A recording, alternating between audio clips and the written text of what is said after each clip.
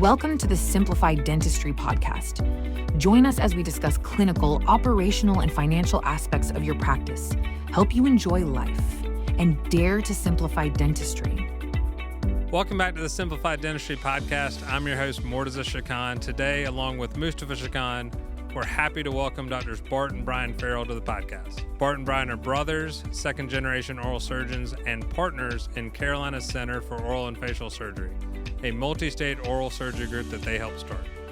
Their experiences in all aspects of oral maxillofacial surgery, including orthognathic surgery and implant placement, has allowed them to lecture nationwide.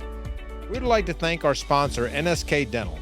Founded in 1930, NSK is the world's largest manufacturer of rotary instruments for the dental professional, which includes air-driven and electric handpieces, specialty handpieces, electric motors, and hygiene maintenance systems.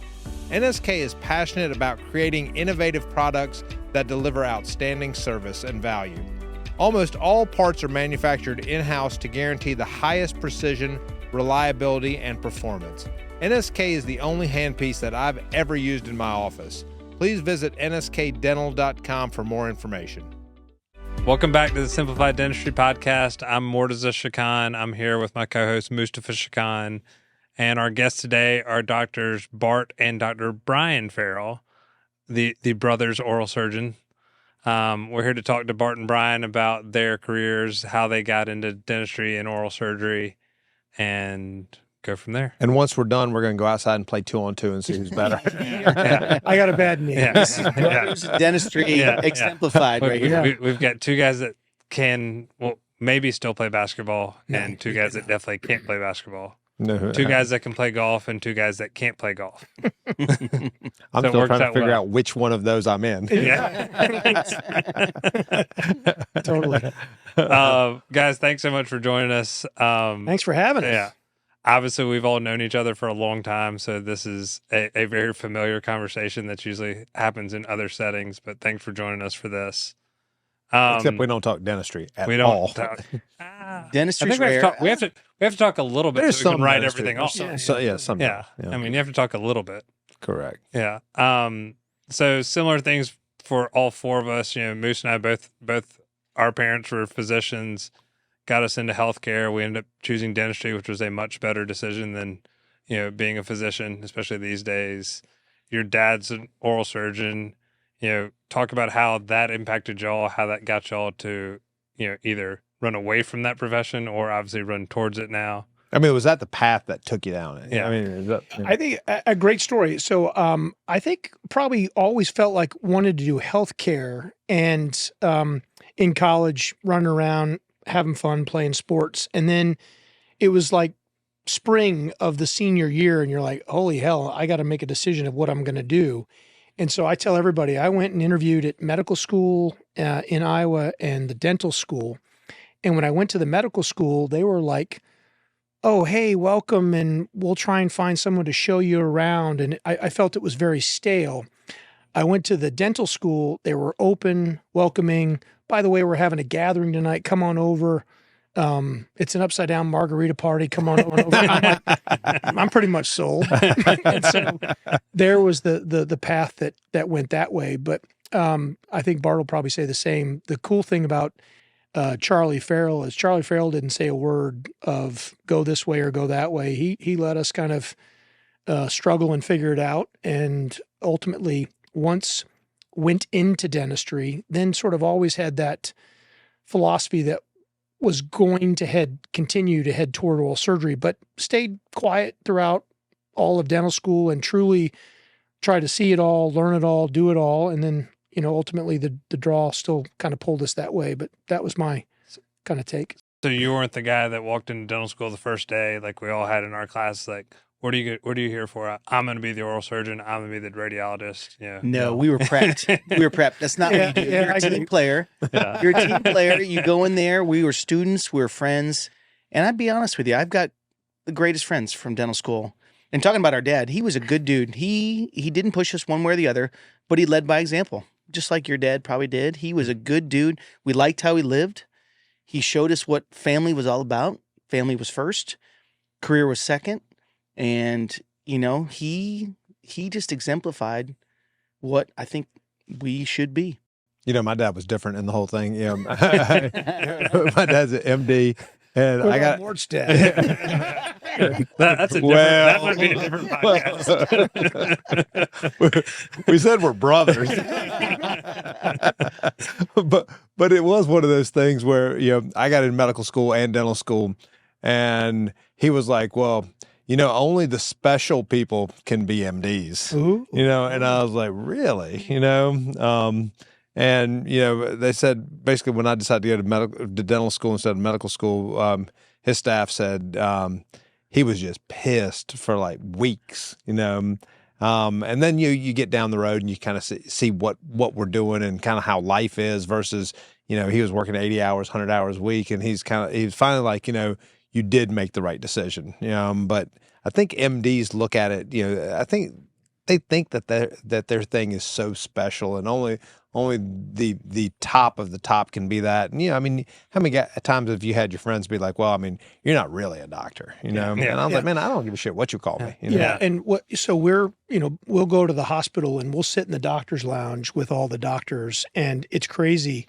A lot of the physicians are telling their kids to go to dentistry because they realize that it's a great gig. It's your own small business. It's you have 8 to 5 autonomy. gig. Yeah. 8 to 5. It's autonomy. It's a quality of life gig. Yeah, it's a quality of life Well gig. said. That's very big. But in terms of kind of where I kind of realized that I wanted to do surgery was my college roommate had jaw surgery, and it was our freshman year of college. And I observed our dad doing jaw surgery on my roommate. And I always tell people what I remember about recovery was the blender pureeing food, because back then they wired people together. Yeah. And then the second thing is no telling what the hell was growing on the inside of his mouth, because you couldn't get a toothbrush to the inside. I just was in Palm Springs this weekend lecturing to a big group of orthodontists, and they asked me, you know, how'd you get down this path? And funny thing, that was kind of popped into my head.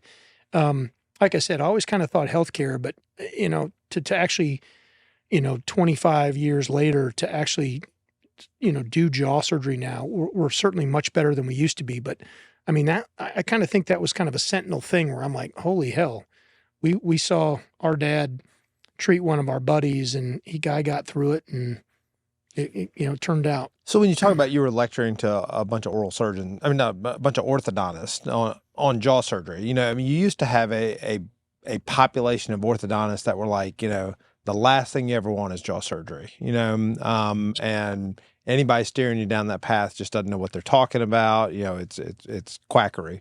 I came to one of y'all's ski trips one time, and, you know, Myron was talking about jaw surgery, you know, and I remember the one thing that he said is, nobody wants jaw surgery.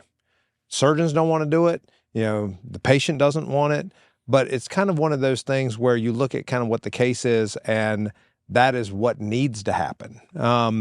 Is that kind of the direction that you were taking with the orthodontist, or what was this interaction with these guys? Yeah. And not to domineer it from Bart, but yeah, I think that ultimately what happens is, you know, in today's world, gone are the days of like someone telling you what you need or what you should do. The answer is, I think we have to back up and say, here's where you are, and here are the 3 paths in front of you. And that's all I caution anyone in the business, is just to make sure that if there are in fact options, then they need to be educated on those options. Sure. Meaning a person that has a big discrepancy between the top and the bottom jaw, if they truly decide to be camouflaged, but they've only heard from our orthodontic colleagues, they haven't been educated. Right. Sure. So in fact, in our practice, we do not charge for consultations to talk about jaw surgery. Simply, we want them here in front of us to be able to explain it to them. But I think we all pride ourselves, Bart and everyone on the team pride ourselves. Here's where you are. Here are your 3 options forward. This is surgery. And, you know, record scratch, eyes open up, you sit back in your chair like, holy hell, I don't want to do that.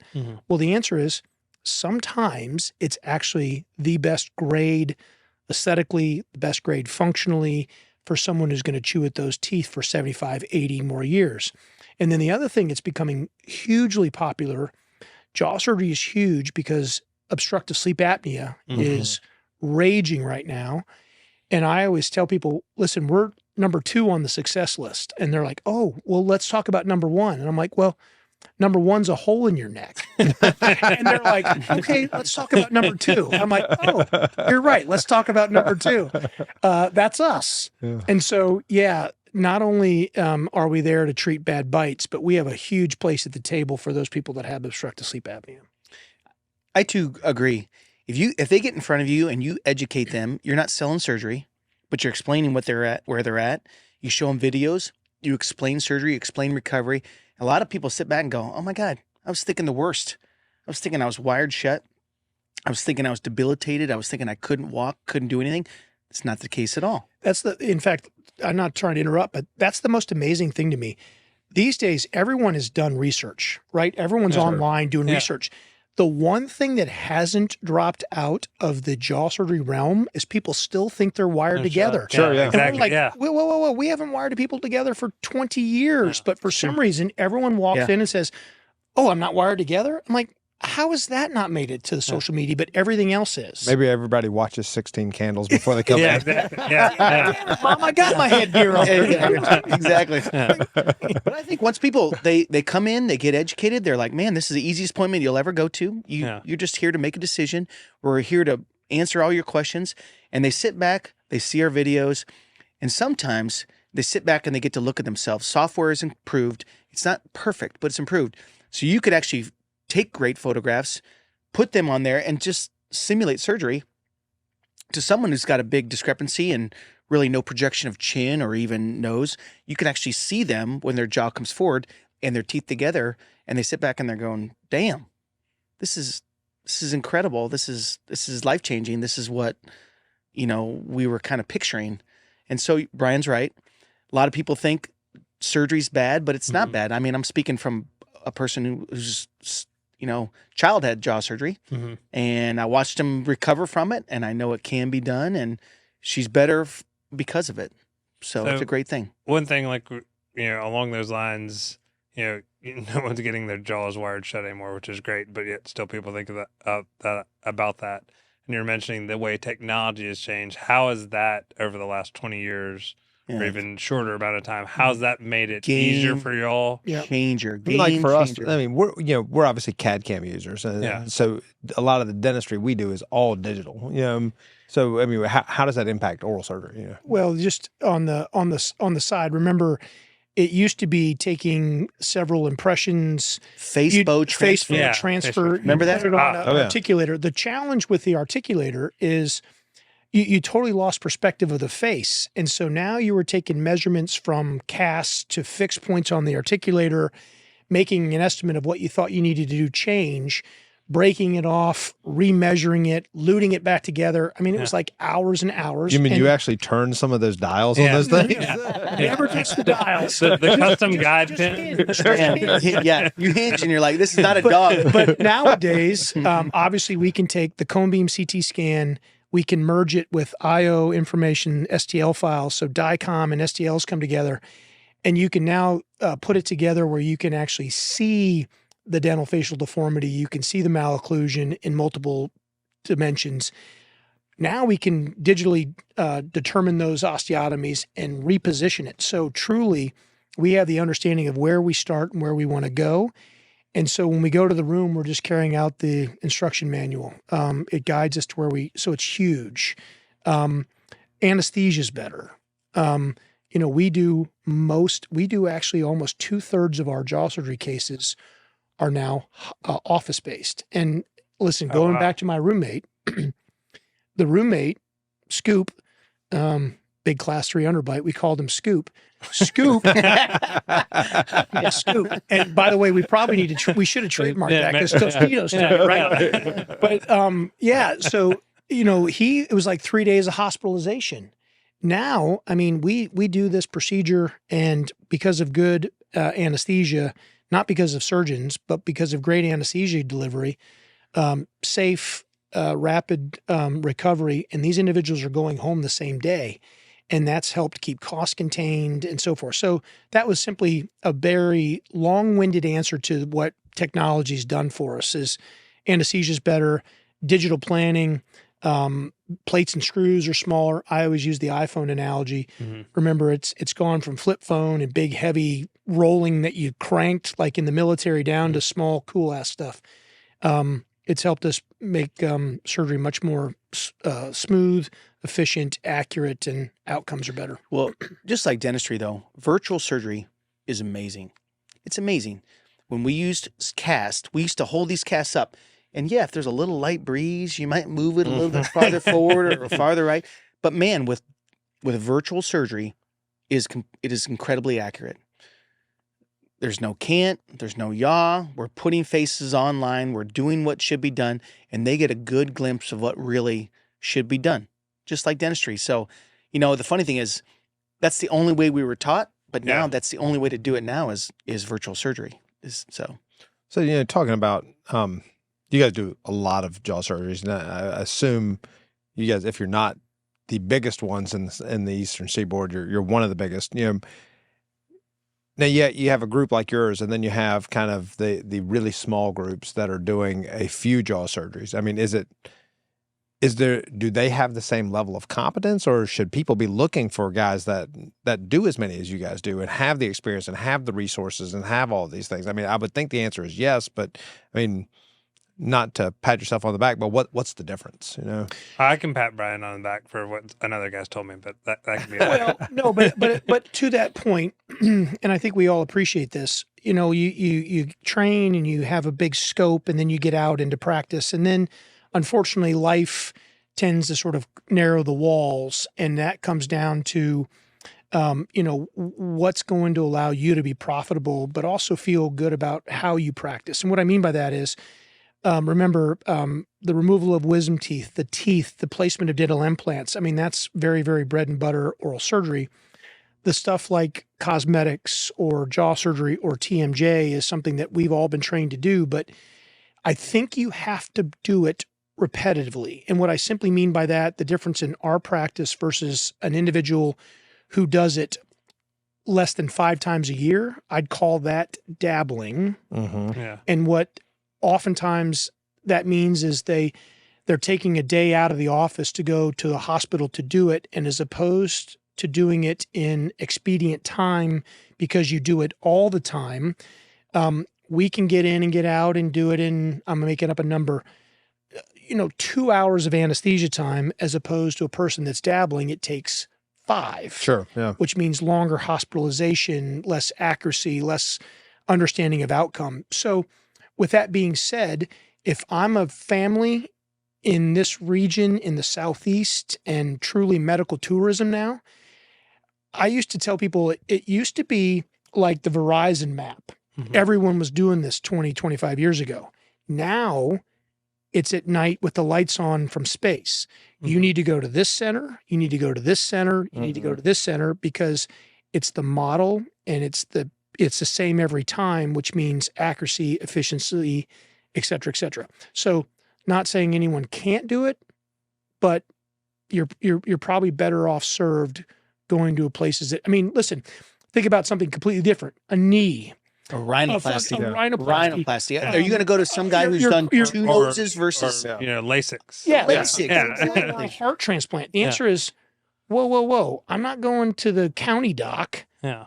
I'm going to go to the people in the center that does it all the time. So, listen, we can say that. Bart and I can say that because we're in the place that does it all the time. Yeah. But at the same time, I'm not saying those can't do it, but look, just understand where the differences are. But, jumping around, like one thing we're going to talk about is kind of what you guys are doing now. But, so you guys have been fortunate to have grown your practice and had multiple locations, and now have kind of grown it exponentially with acquisitions and different things like that. So through that, you're able to see differences in practices. So when you're acquiring practices, are you acquiring practices that are more in your model, or are you acquiring just general oral surgery practices that may be different? And, you guys have enough knowledge that you'd be like, well, the orthodontic surgery, instead of being here, should go over here, or kind of what are you guys seeing as far as the breadth of the practices you're getting?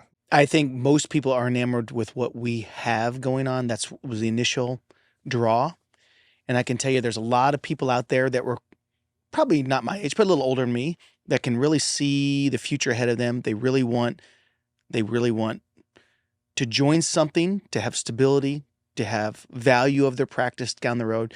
So when we started to grow our practice and then we moved toward an equity type thing, you could really see people who wanted what we had. And it was kind of a draw because it's nice because they liked how we did things. They think we can make them more efficient. Bigger practices can get bigger insurance reimbursement. We can navigate bigger costs through practices. Hopefully we're better at HR, purchasing. Mm-hmm. Hopefully we're better at HR. Hopefully we're better at a lot of things that, a small person can't. So, we really realized that there was just a few growing pains getting bigger and bigger. But as we got bigger, we realized this is the platform that you need. This is what needs to be done. Everything needs a little tweak here and there. But, I think they kind of were enamored of what we're doing. I think that was the initial draw.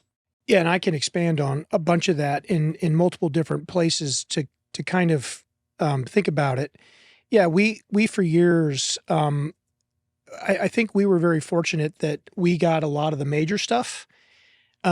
We thought it was very important to sort of, line the clock face with oral and maxillofacial surgery practices to do the dental alveolar, because people would travel quite a ways to come talk about the major stuff. But if it was a wisdom tooth case, they'd be like, well, go right down the street to this individual. So we, for the past 10, 12 years, have essentially worked hard to identify growth areas of town and would build offices, which ultimately began the kind of the expansion of CCOFS. It got to a point where we were putting a lot of financial strain on us. We were taking less money because we were basically building internally. And so we chose to listen to equity and truly put a book together and shopped it. And it was crazy. We had 88 individuals that had interest in looking at CCOFS. We scalped it at the top 8. Mm-hmm. And some of them were already in the oral surgery space. Some of them were in ophthalmology. Some of them were in other types of spaces that wanted to listen. And we ultimately vetted everybody and chose to use equity, but not to join something, but to get behind us. So equity is behind us to help CCOFS move forward. So that's kind of a different thought process regarding joining something. The last thing, just real quickly on what Moose was kind of alluding to, like who are you looking for? Well, it kind of comes down to the hub and spoke. If it's a spot in town that or a region that's very popular, that may be great to kind of bring them under the umbrella to, as Bart mentioned, improve insurance reimbursement for that individual. But it becomes the hub and spoke model, meaning I mentioned we do a lot of surgery in the office. Well, not every office needs an OR. Sure. But hey, let's get this rotation to where you get the office or you get the OR every other Tuesday. You get the OR every other, so forth. But in terms of like pushing the scope, we have now taken former fellows. We are very fortunate to be in our 19th year of our fellowship and have 23 individuals that have spent a year with us that are now out in the region. But we can have hook our wagon to someone going to Greenville, South Carolina. Well, that makes sense. Someone going to Raleigh, North Carolina. That makes sense. But they've spent a year underneath us, not only understanding the clinical side, but the model of anesthesia, billing, and all that stuff that makes the machine work. Columbia, South Carolina.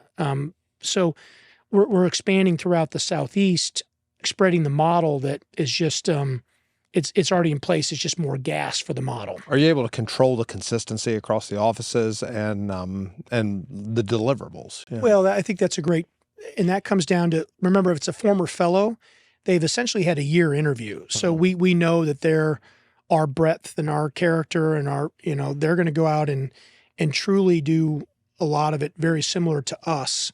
But yeah, to that point, we were talking about this briefly before we turned the microphone on. We now have the very fortunate ability to collect data on everybody. And what we mean by data is the coding of wisdom teeth, the coding of implants, alveolar issues, but also, just to use one or two brief examples, therapeutic dressings.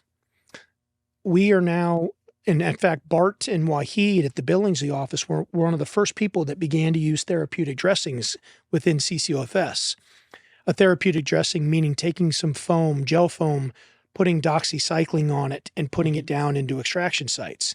Why? Because you're trying to help a clot form. You're trying to prevent alveolar osteitis. Mm-hmm. You're trying to prevent postoperative visits. Why? Because postoperative visits in the afternoon mean you're not seeing more consultations. Right. And so that's important. But the other big thing is you can bill for it. There's an ADA code for therapeutic dressings. We can take that information and say, this subset's using it, this subset's not. Why are you using it? Why are you not? And we can distribute that to the practices, to all the surgeons underneath the umbrella. Exparel, which is becoming very popular. And Exparel is something that we now can inject adjacent to extraction sites. And it's basically, obviously, extended release bupivacaine, but it gives 72 hours of numbness to the surgical field. We can explain to families that, it doesn't take discomfort down to a 0, but it can take it to a 1. That means it's a weekend of Advil and not using prescription medicine. Sure. And so you can look at mom and dad and say, hey, we get a chance to avoid prescription medicine, narcotics. And moms and dads like that because they get to keep someone opioid naive. Right. Well, now you can spin your chair and look at the individual that's in the chair getting ready to have wisdom teeth taken out or some other procedure and say, well, we get a chance to, no one wants to hurt. Yeah. Like when the diffuse numbness wears off, you don't want to hurt. But the next big thing is you can say, listen, the next day, so your wisdom teeth were out on Friday, it's now Saturday, and friends want to go to a movie or a show or a game uptown. Yeah. Listen, if you're on prescription medicine, you're certainly not driving. Yeah. You may not be going. But if the next day is an Advil thing, you're gone. And my 2 older kids, I've had taking out wisdom teeth and putting Exparel in, and I'm not kidding, it's like 2-3 doses of Advil. Wow. It's unbelievable stuff. That's Point of this long awesome, story man. is, point of it is you can now. Can you put it in my knee? Yeah, exactly. Me too. I say the same thing. But the point is you're not going to force anyone underneath the umbrella. I don't think you tell people how to practice. Exactly. Right? You're not going to Don't tell people how to practice. What you do is you try to tell give them the data. Best That's practices. right. And Give 'em best the data. practices. Tell them best practices. And again, if people don't want to change their ways, you can't walk up to someone and tell them how to practice. Yeah, you're not going to force them to do it. But they can hopefully see the writing on the wall saying, man, this guy's more efficient. I'm going to do what he does. Like we've talked about all these great things and the good stuff with y'all growing, what hiccups along the way have there been? And have there been any of them that have been a great learning process for y'all through this? Like a good, I actually think that number one, let's put this gradient was leadership early on. And if you find you don't have the right leader, I really think the rest of the troops falter. The ground gets shaky. Mm-hmm. Everyone starts to question our moves. We've lost momentum. We do this and that. If you don't have that alpha dog or that leader at top, it's tough. It's very tough. It's hard to grow any business, anything you're trying to do, whether it's healthcare or selling widgets, if the leadership structure is not sound. I think we're not strong early on, and I think it kind of hurt us a little bit because we had been doing oral surgery for 20-something years, and then we went to equity, and then they actually brought some new people in, and maybe they weren't our guys, but it kind of showed that, man, leadership's of premium. So do you feel like leadership, is it more clinical leaders? Is it guys like you guys coming in as the both. leaders, or is it kind of a third party? Doctors need their voice. They have to have their voice because the original leaders, and I'm just say this was our problem. Original leaders were anti-doctor. They were all business, and they was going to be their way or the highway. And I really think, their path had no experience behind them. They didn't have any knowledge. We had all this knowledge built up, and they really didn't want our input. But since then, we've learned that problem. Mm-hmm. Now we realize doctors have been there, done that. We have a voice, and you work with, a business partner and be like, man, this is great. Yeah, this is how we work together and we make it great. Yeah. And we realize this is a family podcast, so we won't use bad language. But yeah, I mean, listen, I agree with what Bart said. Listen, this is a tremendous business, dentistry, and oral surgery, et cetera, orthodontics. No matter what specialty you're in, there's nothing better than the doctor and who sets the culture for the practice. And I agree with what Bart said. For a year we were like, oh, this is the way it's supposed to be, and it got, and I'm not saying it got a little too corporate, where it was almost like, you were going the wrong direction, and we've pivoted and kind of gone back and made sure that it was very doctor led, but the leadership is huge. Having that CEO that's overseeing it all, the CFO that's overseeing it all, that truly is, like, remember, we work doctors. for you. Yeah. We work for you. They are there to support doctors because they realize that doctors are the engine. Yeah. If you don't sit there and push the engine, you're not going anywhere. You're right. I mean, it's funny. I've done different things, and you'll see, for whatever reason, right or wrong, you'll get a lot of these MBAs who think they're just smarter than us. For some reason they think dentists, doctors, whatever, they're not on that same intelligence level. So they're like, well, I know you've done this for 20 years, but you don't know what you're talking about. This is what you're supposed to do. And they don't take your opinions, and it doesn't succeed in the right manner. So I think kind of you guys being able to have enough control to identify that those might not be the right people and putting the right people in places, I think is a testament to how your growth trajectory should probably go. Well, and how your partner understands that and understands, through correct. Think of trying to recruit new talent, and new talent that's really kind of not impressed with your hierarchy or your plan of action. But man, if you've got a go-getter in front of you, and they're pumping you up and building you up, it's nothing but So Brian, you guys were touching earlier on, what we're doing obviously with our community is we're trying to be able to pool opinions together and have best practices. So, let's say we have 250, 300, 500 people that can all communicate and share ideas and best practices. And you hope that they're able to, Mort is able to take an opinion that he heard here and kind of build on it and say, well, these 5 guys are doing it this way.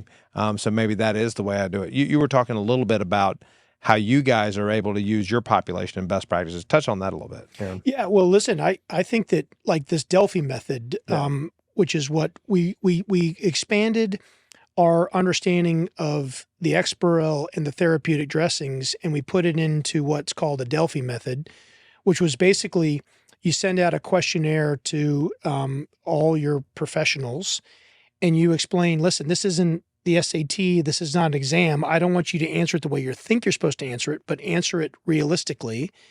And now you guys begin to collect data on how long, not just clinical, but administrative, how long would you schedule a D444? How long would you schedule that? And what would you charge for that? And now there's the ability to sort of appreciate that globally over 200 people, 250 people.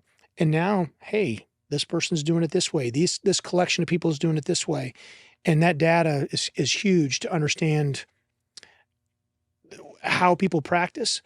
But not only do you get the data, but it's important to now appreciate the data and put the pros behind it, the cons behind it, and now farm it back out to those 250 people. It's about the conversation afterwards. It's the collaboration, the conversation for sure. Because if you just collect the data without any type of discussion afterward, it doesn't serve any purpose. We took all this information together and we presented at the ski meeting last year. Bart presented, a couple other partners, and it was fantastic to just, like I said, if it's 90% do it this way and 10% do it this way, the answer is the 10% are probably you're probably close to retirement, or you're not smart or not doing it the right way. But when you get that kind of 50-50 split or 60-40 split, it's like, now wait a second. I mean, how can there be that much difference for the same damn code? Right. Mm-hmm. How can there be that much, I think I'm right and you think you're right, when it's the same damn thing we were taught in dental school? Correct. Or even anesthesia techniques. Yeah. I mean, how times have changed and the type of anesthesia administered, the different kind of cocktail of drugs used. It's amazing. And the spectrum was big. And if you realize people are saying, oh my God, I'm really passionate about this drug.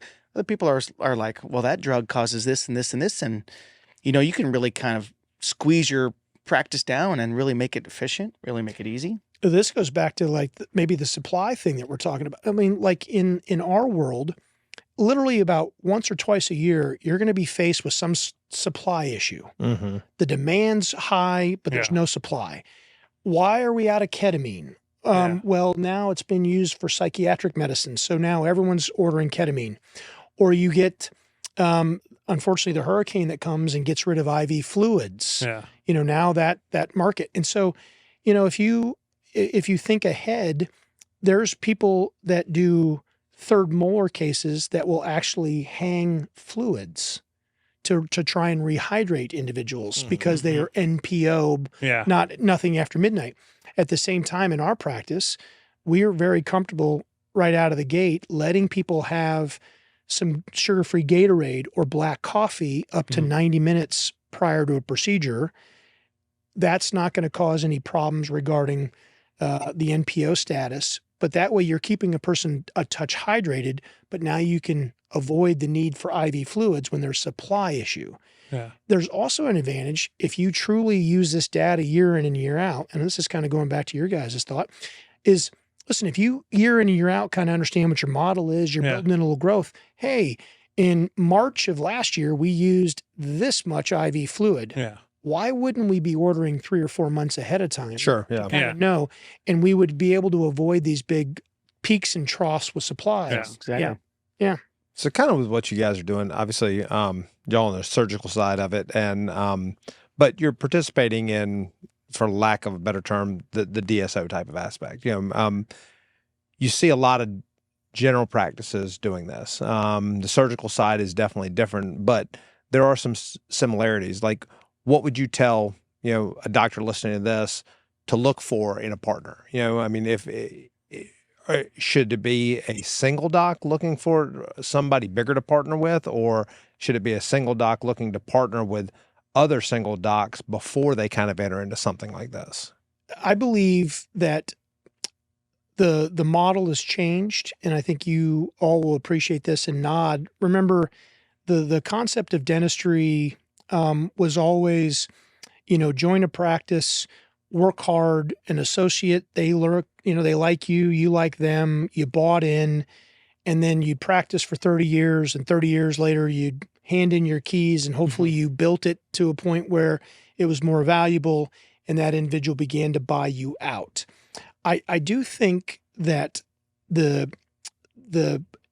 equity thing is big because there's an opportunity to get some money earlier in your career. So as opposed to getting it when you're 60 or 65 and now trying to take that money and let it grow. It's the time value of money. Time value of money to have, and diversify. And, not only are you doing it in dentistry, but maybe you've got real estate, or maybe you're doing it in, a different thing that you're knowledgeable about. Like, you're knowledgeable in dentistry. Where else can I begin to make some money that isn't necessarily just the delivery of dentistry? Exactly. And that time value of money is huge. Again, that may be a little off topic of what you asked, but in terms of, a person joining or thinking about it, listen, autonomy's number one. We would always say you got to make sure you're joining something that's not going to tell you how to practice and how to do things. And then I think they're looking for support. They're looking for, they're looking for camaraderie. I think they're looking a for little bit of support. community. That's right. Looking for community. They're looking for, they're looking for future. A lot of it's warm fuzzies. And what I use that little global reference to mean is, listen, if I'm coming in and joining a practice and they're putting me next to Dr. Mort, how do I have warm fuzzies with Dr. Mort? And if I can have great warm fuzzies with Dr. Mort, guess what? That's a good deal, because, I can, at the end of the day or in between cases, I can say, oh my gosh, listen what just happened. And you can bounce it off a trusted person. Yeah. If they're putting me with someone, I'm like, holy hell, I don't know if this is I'm not getting the warm fuzzies here, then that's going to be a revolving door, and you're not going to have continuity. You got to want it. You got to be open to it. I think for a while there, people weren't interested in the big long-term equity. I think they were just in there for paychecks. Yeah. But I think it's kind of reverting back. I think people want a stake in the game, and they want something to call their own when they get you know, when they get up there in age and they're ready to retire, they would like a little bit of retirement left in the can, you know, I mean. I think the market is definitely cooled. Definitely. I mean, interest rates, all sorts of factors have slowed things down. And by the way, dentistry was in it much earlier than the oral surgery side. And they say the oral surgery side's like in the third or fourth inning. That's what we've been told. But it definitely is calmed. You know, we all have this ego sense that our practice is worth much more than it probably really is when you truly look at EBITDA and, you know, blah, blah, blah, and all that sort of stuff. So it's softened a little bit. It's not quite as hot, but I do agree with what Bart just said. It's going to survive, and it's going to not only survive, but it's going to be, again, that collaboration, and maybe collaboration outside of specialties, to where we all have a common theme, and everyone's mutually benefiting or getting benefits from it. That's right. Is the goal world domination? Always world domination. Always world domination. Yeah. Is there another goal? Exactly. Actually, If there is, I don't know it. This world, we need to implode it and start over. So, That's right. Yeah, let's get a new world. Yeah. Earth 2 will be great. 2.0. I just hope it's not all underground. Or in the, I don't know where the golf course is probably gonna need go. to, yeah. In dentistry, though, do you see it in dentistry? Dentistry is cooled way off. It has. Yeah, Okay. it's so weird. But then you're having these bigger groups, you know, these monoliths kind of still doing it and growing and coming into, you know, newer states, newer regions. But they're doing de novos. You're seeing de novos. You know. See, their ability to attract young talent, though, is impressive. That's a good growth model. I mean, to let's attract ask you guys but about with the cost of school, people have big debt. They want pay, if and you they can- want it early, right? Yeah. And their ability to attract young, aspiring young talent is impressive. Man, that's a great growth model. That's a great it's model. a lot easier for a gigantic company to write off student loans than it is for a single doctor. Amen. Sure. No, Yeah. 100%. Yeah. What do you guys think about like the High Point model, this apprenticeship model? It's going to be interesting. I mean, so they just had their first class. I mean, I think there's so many interesting things. I mean, we've all probably talked about it with our peers. We've talked about it with other general dentists. You know, no admissions requirements, which is eye-opening. Crazy, No right? DAT, Crazy. no standardized testing, nothing. You know, it's just, I mean, So the Wild West as far as entry. and or- then, you know, I mean, I don't know what the numbers are on their classes and stuff, and I guess we'll see. But you know, they're huge on technology. Yeah. I mean, Well, you know, the it's part that I've crazy. seen- You know, I mean, we try to have the best and the brightest on this podcast. Today we have the Farrell brothers. We've lowered our bar here quite a bit, huh? Last Friday we had Rick Workman, who is Lowered the bar a ton. who High Point is the Workman School of Dentistry, and kind of his take on the whole thing, because we talked about this a good bit. He said when they were talking to him, they were like, you know, what do we really need? How do we really need to train dentists? And they're like, who better to advise us on training a dentist than the person who's probably hired more dentists than anybody in the country? And I think that's what their model is supposed to be based on. So, I mean, maybe that is the apprenticeship. And he type talks of about model. how he talked about, like, and y'all touched on it with your group. There's a, you know, a Heartland Dental text message thing that goes out. So every doctor they have is on that thread. Mhm. You have a question, you know, you can post it to, you know, their 1,400 docs, Yeah. and start getting that data and getting that, you know. But you wonder if that model is going to change dental education. Is it going to change? I mean, are guys going to come out more in a looking for larger group practices, or I mean, are we at the end?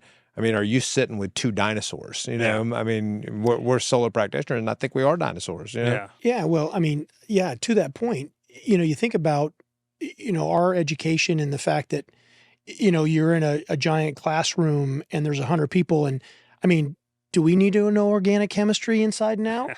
I mean, I don't know what the High Point curriculum is, the but Krebs cycle helps me every day. ATP, right? Yeah. So totally. Yeah. The Everybody answer needs is 36 ATPs. Exactly. Yeah.